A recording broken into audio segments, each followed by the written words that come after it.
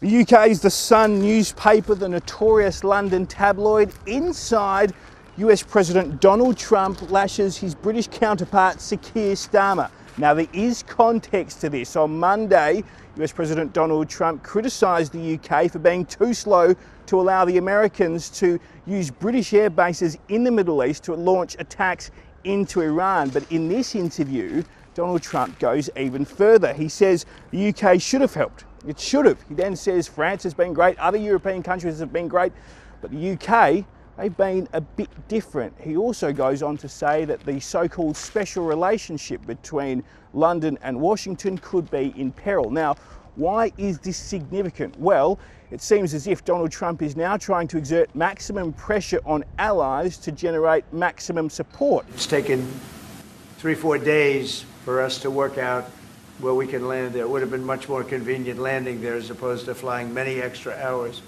So we are very surprised. This is not Winston Churchill that we're dealing with. In response, Sir Keir Starmer says the British government does not believe in regime change from the skies, but it is deploying more counter-drone aircraft to the Middle East.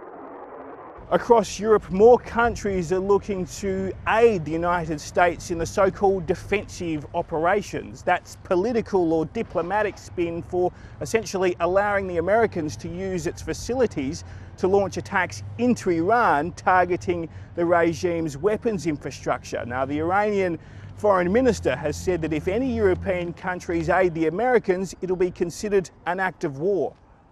Defensive is synonym for offensive. Doesn't make sense. Do they want to deprive Iran of its capability and capacity to fight back against the aggressors? That would be a shame if these countries take sides with the aggressors.